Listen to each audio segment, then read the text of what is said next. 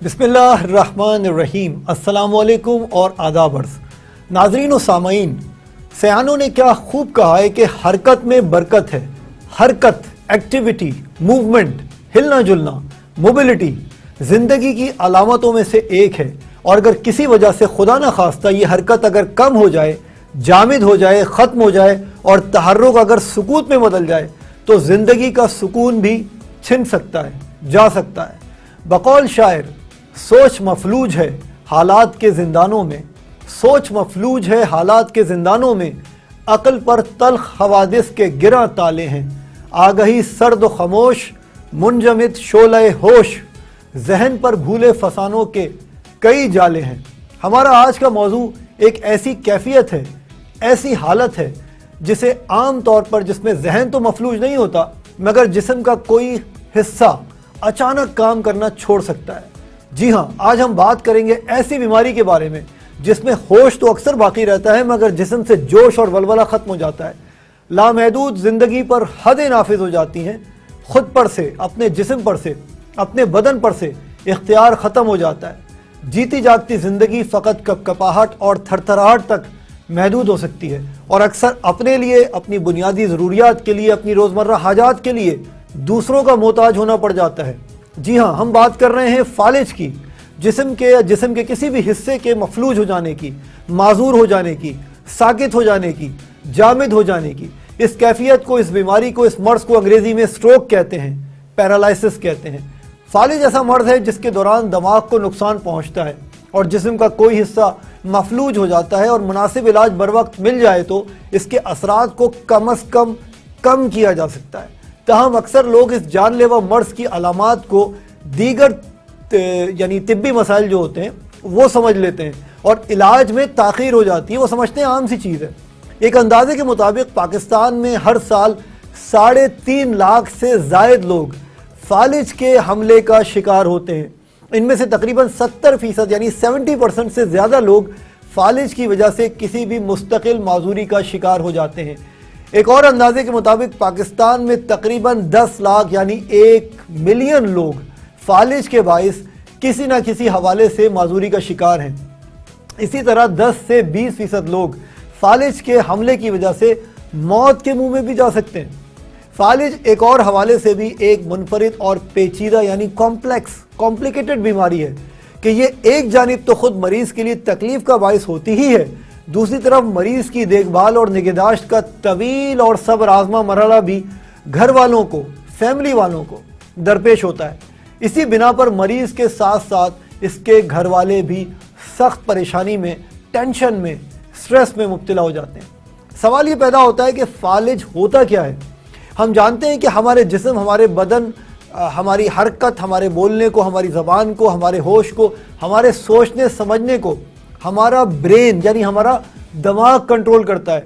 और जिस तरह किसी भी चलती गाड़ी को फ्यूल की या पेट्रोल की ज़रूरत होती है, बिल्कुल उसी तरह हमारे दिमाग को ऑक्सीजन की ज़रूरत होती है। ऑक्सीजन कैसे मिलती है? खून के ज़रिए मिलती है। अब अगर किसी भी वजह से हमारे दिमाग को इस खून की फरहमी, सप्लाई मुतासर हो जाए, अफेक्टेड हो जाए, इसमें रुकावट पैदा हो जाए या इसमें कमी वाक़ हो जाए तो दिमाग के कुछ खलियात यानी सेल्स मर जाते हैं और उन खलियात की मौत के नतीजे में फालिज की अलामत ज़ाहिर होती हैं। मिसाल के तौर पर अगर हमारे दिमाग के उन खलियात को नुकसान पहुँचता है जो हमारी ज़बान, हमारी बोलचाल काबू करते हैं तो फालिज के नतीजे में हम बोल नहीं पाते। इसी तरह अगर दिमाग का वो हिस्सा मुतासर होता है जो हमारी जिस्मानी हरकत को, मूवमेंट को कंट्रोल करता है तो हम जिस्मानी तौर पर मफलूज हो जाते हैं, माजूर हो जाते हैं। सो इस तरह फालिज के दौरे के बाद हर गुजरते मिनट में आपका दिमाग 19 लाख खलियात से महरूम हो रहा होता है और 1 घंटे तक इलाज की सहूलत मैसर ना आने की सूरत में दिमागी उम्र में 3.5 साल का इजाफा हो जाता है। यानी आप 3.5 साल बूढ़े हो जाते हैं फालिज के नतीजे में, यानी आप दिमागी तौर पर अचानक बूढ़े हो जाते हैं। इलाज मिलने में जितनी ताख़ीर होगी, जितनी देर होगी, उतना ही बोलने में मुश्किलात, याददाश्त से महरूमी और रवैये में तब्दीलियों जैसे मसाइल का ख़तरा बढ़ जाएगा। सो सूनर द बेटर। चुनांचे फालिज को जितना जल्द पकड़ लिया जाए उतना ही इसका इलाज ज़्यादा मौसर तरीके से हो पाता है और दिमाग को होने वाला नुकसान उतना ही कम होता है।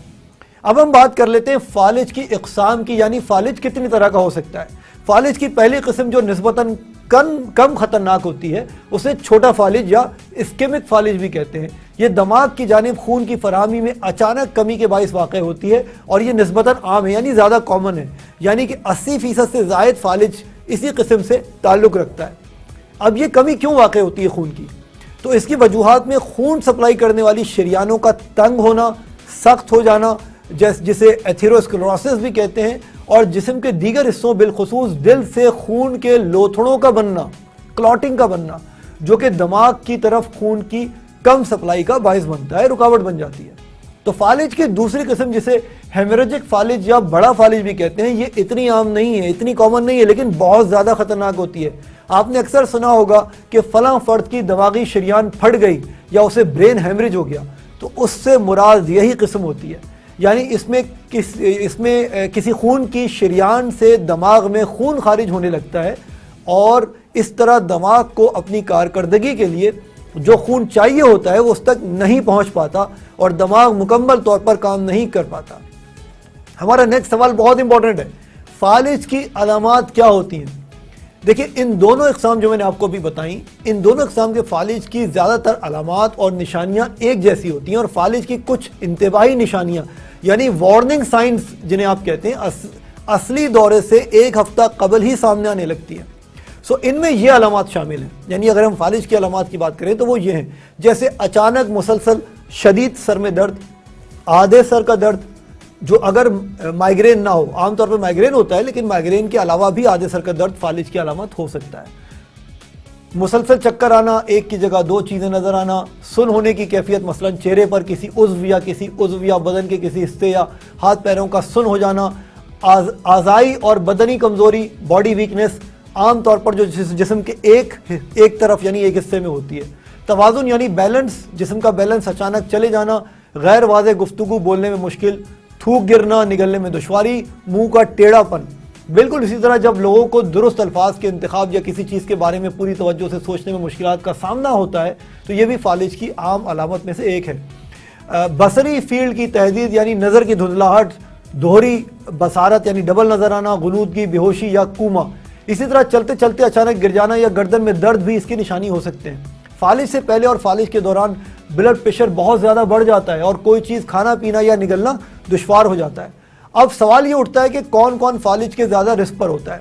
وہ لوگ جن کا جسمانی وزن نارمل سے زیادہ ہو، یا وہ لوگ جو تمباکو نوشی، اسموکنگ یا الکوہل استعمال کرتے ہیں، اور ہائی بلڈ پریشر اور ذیابیطس کے مریض اور مستقل ذہنی دباؤ یا ڈپریشن کا شکار افراد میں فالج کا خطرہ سب سے زیادہ پایا جاتا ہے اور اس کے نتیجے میں موت کا امکان بھی 55% تک بڑھ جاتا ہے۔ اسی طرح اپنی غذا میں نمک کا زیادہ استعمال کرنے والے لوگ، اور وہ لوگ جن کی عمر 50 سال سے زائد ہو، یا وہ لوگ جن کی دل کی دھڑکن میں بے ترتیبی یا ایک کنڈیشن جسے ایٹریل فبریلیشن کہتے ہیں موجود ہو، یہ سب فالج کے حملے کے زیادہ رسک پر ہوتے ہیں۔ فائنلی مرغن غذائیں کھانے کے شوقین لوگ جو ہوتے ہیں، موٹے لوگوں میں فالج کا حملہ کسی وقت بھی ہو سکتا ہے، اور جو لوگ زیادہ تر بیٹھے رہتے ہیں اور کسی قسم کی ورزش نہیں کرتے ان میں بھی فالج کا حملہ ہونے کے خدشات زیادہ ہوتے ہیں۔ فائنلی کیا فالج سے بچا جا سکتا ہے؟ ہم کیسے فالج کے حملے کو روک سکتے ہیں؟ ان سارے سوالوں کا جواب ہم دیں گے بریک کے بعد۔ اب وقت ہوا ہے بریک کا، ملتے ہیں بریک کے بعد، کہیں نہیں جائیے گا۔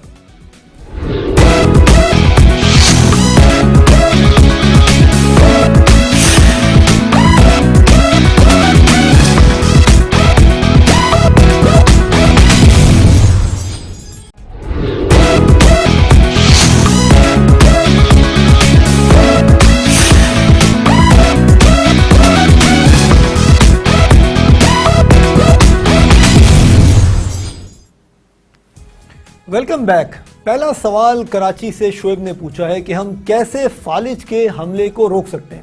اس کا جواب اگر آسان ترین لفظوں میں آپ کو دوں اور ایک لائن میں دوں تو وہ یہ ہے کہ اپنا بلڈ پریشر 24 گھنٹے قابو میں رکھیے، انشاءاللہ آپ فالج سے محفوظ رہیں گے۔ آپ کا اوپر والا بی پی 140 سے کم ہو اور نیچے والا 90 mmHg یعنی 90 mmHg سے اگر کم ہے اور بلڈ پریشر کو باقاعدگی سے آپ چیک کر رہے ہیں تو انشاءاللہ آپ فالج سے محفوظ رہیں گے۔ اسی طرح فالج سے بچنے کے لیے روزانہ ورزش، ایکسرسائز کی بہت اہمیت ہے، کیونکہ ورزش سے خون کی گردش صحیح رہتی ہے اور اس میں کسی قسم کی رکاوٹ کا خطرہ نہیں رہتا۔ ہفتے میں کم از کم 5 دن روزانہ 50 منٹ کی ورزش روزانہ کریں۔ سو مینٹل اسٹریس یعنی ٹینشن جو ہے وہ کم سے کم رکھیں, اپنا وزن کم رکھیں اور قابو میں رکھیں. اور جیسا کہ میں نے پہلے کہا کہ ہائی بلڈ پریشر, ذیابیطس یعنی ڈائبٹیز اور فالج کا چولی دامن کا ساتھ ہے. اگر ان دو بیماریوں کا علاج نہ کیا جائے, یعنی ڈائبٹیز اور بلڈ پریشر اگر آپ کنٹرول میں نہیں رکھیں گے تو پھر فالج کا خطرہ کئی گنا بڑھ جاتا ہے. اس لیے ضروری ہے کہ ان بیماریوں کا مکمل علاج کروایا جائے. اپنا بلڈ کولیسٹرول, خون میں چکنائی قابو میں رکھیں. نقصان دہ کولیسٹرول یعنی ایل ڈی ایل کی سطح میں اضافے اور فائدہ مند ایچ ڈی ایل یعنی اچھا والا کولیسٹرول جو ہے اس کی سطح میں کمی سے شریانوں میں مواد جمع ہونے لگتا ہے جو خون کا بہاؤ کم کرتا ہے, جس سے فالج کا خطرہ بڑھ جاتا ہے. اپنی غذا میں چربی اور ٹرانس فیٹ یعنی چکنائی جو ہے وہ جو جسے آپ ٹرانس فیٹ کہتے ہیں اس میں بھی کمی لانے کی ضرورت ہے. اب ہم بات کر لیتے ہیں کہ کون سی غذا ایسی ہے جو فالج کے خطرے کو کم کر دیتی ہے. اپنی روزانہ کی ہر غذا میں فائبر یعنی جسے اردو میں ریشہ کہتے ہیں اس کو حصہ بنائیے, جس سے فالج کا خطرہ 7 یعنی 7% تک کم ہو جاتا ہے. دن بھر منہ میں 25 گرام فائبر کی ضرورت ہوتی ہے یعنی ہمارے معدے میں, اور آپ اس کو اجناس میں لے سکتے ہیں, سبزیوں میں لے سکتے ہیں, پھلوں سے بآسانی حاصل کر سکتے ہیں. ایک اور چیز ہوتی ہے جسے کہتے ہیں فلیوونوائڈز. یہ ایسے کیمیکلز ہوتے ہیں جو کوکوا میں پائے جاتے ہیں, چاکلیٹ اور کیفین میں پائے جاتے ہیں اور صحت کے لیے انتہائی فائدہ مند ہوتے ہیں, کافی وغیرہ میں پائے جاتے ہیں. مثال کے طور پہ یہ ورم کو قابو رکھنے میں مدد دیتے ہیں اور دل پر دباؤ کو بھی کم کرتے ہیں. اور رپورٹس میں بات ثابت ہوئی ہے کہ روزانہ کچھ مقدار میں ڈارک چاکلیٹ کھانا ایسے افراد میں ہارٹ اٹیک اور فالج کا خطرہ کم کر دیتا ہے جن میں امراض قلب کا خطرہ آلریڈی زیادہ ہوتا ہے. مگر اس میٹھی سوغات کو زیادہ نہیں کھانا ہے, چاکلیٹ بہت زیادہ نہیں کھانی ہے کیونکہ اس میں شکر اور چکنائی بھی بہت زیادہ ہوتی ہے. سگریٹ, تمباکو نوشی سے پرہیز کیجیے کیونکہ یہ خون میں لوتھڑے بننے کی اسپیڈ کو بڑھا دیتی ہے اور یہ سب عوامل جو ہے وہ فالج کا رسک زیادہ کر دیتے ہیں. درست غذا کا انتخاب کیجیے, پھلوں, سبزیوں, مچھلی, بغیر چربی والی گوشت اور اجناس پر مبنی متوازن بیلنس ڈائٹ کولیسٹرول کی سطح میں کمی لاتی ہے, جس سے شریانوں میں مواد اکٹھا ہونا اور بلڈ کی کلوٹنگ کے چانسز کم ہو جاتے ہیں. اور اگین جیسے میں نے کہا کہ ڈائبٹیز اور ہائی بلڈ پریشر آپ کو اپنا قابو میں رکھنا ہے. اور سیب, تحقیق کے مطابق روزانہ ایک سیب کا استعمال, an apple a day keeps a doctor away, فالج کے لیے بھی بہت امپورٹنٹ. آپ کو فالج کا خطرہ ایک سیب کھانے سے کم از کم 50% تک کم ہو جاتا ہے. سیب میں فائبر اور سوجن سے لڑنے والے اینٹی آکسیڈنٹ بھی بہت زیادہ ہوتے ہیں. ٹماٹر کا استعمال بہت مفید ہے. ٹماٹر بھی جو ہے آپ اگر 1 سے 2 کھا رہے ہیں تو اس میں لائکوپین نامی ایک اینٹی آکسیڈنٹ پایا جاتا ہے جس کی وجہ سے فالج کا خطرہ 55% کم ہو جاتا ہے. نمک کا استعمال روزانہ جو ہے آپ کو کم سے کم کرنا ہے. روزانہ آدھا چائے کا چمچ نمک جو ہے استعمال کیجئے, لیکن اس سے زیادہ استعمال نہ کیجئے. اوورآل آپ کے کھانوں میں اور جو بھی آپ کھا پی رہے ہیں اس میں آدھے چمچ چائے کا چمچ سے زیادہ نمک نہیں ہونا چاہیے. اور اس کے علاوہ جو علاج کے حوالے سے ہمارے پاس سوال پوچھا ہے اکمل نے لاہور سے, وہ پوچھتے ہیں کہ علاج میں سب سے امپورٹنٹ بات کیا ہے, فالج کے سب سے اہم کیا چیز ہوتی ہے. تو اس میں سب سے اہم بات جیسے میں نے پہلے عرض کیا, بلڈ پریشر کو کنٹرول رکھنا ہے. بلڈ پریشر کنٹرول رکھیں گے رات میں اور دن میں انشاءاللہ فالج کی نوبت ہی نہیں آئے گی. اور شوگر بھی کنٹرول میں رکھیے, انشاءاللہ فالج سے آپ محفوظ رہیں گے. ایکسرسائز کرتے رہیے, بیلنس ڈائٹ کھائیے. تو یہ ساری چیزیں بہت امپورٹنٹ ہیں. اگر فالج ہو جائے تو خدا نہ خواستہ, اللہ نہ کرے فالج اگر ہو جاتا ہے تو جو مریض کے اٹینڈنٹس ہیں وہ خیال رکھیں, مریض کی پوزیشن چینج کرتے رہیں بیڈ پر تاکہ اس کو بیڈ سورس نہ ہو, زخم نہ ہو, چھالے نہ پڑیں اس کے بدن پہ. تو یہ ساری چیزیں امپورٹنٹ ہیں. اگلا سوال پوچھا ہے سیالکوٹ سے ثنا نے, یہ پوچھتی ہے کہ کیا فالج کا مرض ناقابل علاج ہے. دیکھیے یہ بات صحیح ہے کہ عمومی طور پر فالج کو ایک ایسی بیماری سمجھا جاتا ہے جس کا کوئی علاج نہیں. حالانکہ یہ تاثر بالکل غلط ہے. موجودہ دور میں طب کے شعبے نے بہت زیادہ ترقی کر لی ہے اور فالج کے علاج میں بھی بہت پیش رفت ہوئی ہے. سو فالج کا نہ صرف پریونشن ہو سکتی ہے جس کا میں نے آپ کو بتایا, بلکہ اس کا علاج بھی دستیاب ہے, لیکن جتنی دیر لگائیں گے اتنا علاج مشکل ہوتا جائے گا, کمپلیکس ہوتا جائے گا. سو سونر دا بیٹر. اور اگر اللہ نہ کرے مثال کے طور پہ اگر آپ کا ہاتھ اچانک بے حس ہو جاتا ہے, کمزور ہو جائے, تو یہ کیفیت چند منٹوں میں دور نہ ہو تو فوری آپ کو چاہیے کہ ڈاکٹر سے رجوع کریں, فرسٹ ایڈ یا ایمرجنسی میں جائیں تاکہ آپ کا ڈائگنوسس پراپر ہو سکے. ڈاکٹر سے ضرور رجوع کیجیے اور ڈاکٹر جو ہے وہ مختلف ٹیسٹ اور سی ٹی اسکین یا ایم آر آئی کے ذریعے یہ کنفرم کر دے گا, تصدیق کر دے گا کہ یہ فالج ہے یا خدا نہ خواستہ کوئی اور چیز ہے. یہاں یہ بتاتا چلوں کہ وہ اسپیشلسٹ ڈاکٹر جو فالج کے مرض کو دیکھنے اور اس کے علاج کے ماہر ہوتے ہیں انہیں نیورو فزیشین یا نیورولوجسٹ کہتے ہیں. اگلا سوال پوچھا ہے سیالکوٹ ہی سے اختر نے, اور وہ پوچھتے ہیں کہ فالج اور لقوے میں کیا فرق ہے, یا پھر یہ ایک ہی مرض کے دو مختلف نام ہیں. بڑا امپورٹنٹ, دیکھیں فالج اور لقوہ دو مختلف کیفیات یا امراض ہیں. فالج کے بارے میں ہم پہلے ہی تفصیل سے بات کر چکے ہیں. لقوہ جسے انگریزی میں بیلس پالسی کہتے ہیں, یہ ایک مختلف کنڈیشن ہے. فالج دماغ کو خون کے بہاؤ میں رکاوٹ یا کمی کی وجہ سے ہوتا ہے، جبکہ لقوہ ایک نرو جسے فیشیل نرو کہتے ہیں اس کے ڈیمیج ہونے کی وجہ سے ہوتا ہے۔ اس میں عام طور پر چہرے کا آدھا حصہ لقوے میں یا ایک سائیڈ مفلوج ہو جاتی ہے، جبکہ فالج میں صرف چہرہ ہی نہیں بلکہ جسم کا کوئی بھی حصہ مفلوج ہو سکتا ہے، پیرالائزڈ ہو سکتا ہے۔ اس میں عام طور پر چہرے کی متاثرہ سائڈ کے جبڑے اور کان میں شدید درد ہوتا ہے، اور اسی طرح لقوے کا مریض جو ہے وہ متاثرہ سائڈ کی آنکھ بند کر سکتا ہے، جبکہ فالج میں آنکھ بھی بند نہیں ہوگی۔ اور لقوے کا مریض جو ہے وہ اس کے چہرے کے متاثرہ سائڈ کی بھاؤں نہیں اٹھا سکتا، وہ اپنی بھاؤں نہیں اٹھا سکے گا اگر لقوہ ہے اسے۔ تو لقوہ عام طور پر کم عمر لوگوں میں جیسے 20 سے 30 سال کی عمر میں زیادہ پایا جاتا ہے، جبکہ فالج زیادہ تر 40 سے 50 سال کی عمر کے بعد ہوتا ہے۔ لقوے میں اور دوسری زیادہ علامات نہیں ہوتی، یہ صرف چہرے کا مسئلہ ہوتا ہے، جبکہ فالج میں پورے جسم میں مختلف علامات ہو سکتی ہیں۔ لقوہ ہونے کی رفتار آہستہ ہوتی ہے اور یہ گھنٹوں سے لے کر دنوں میں مکمل طور پر ہوتا ہے، جبکہ فالج سیکنڈوں میں اور منٹوں میں ہو سکتا ہے۔ اب وقت ہوا ہے بریک کا، بریک کے بعد ہم ملیں گے ایک اور مزیدار سیگمنٹ میں، ملتے ہیں بریک کے بعد۔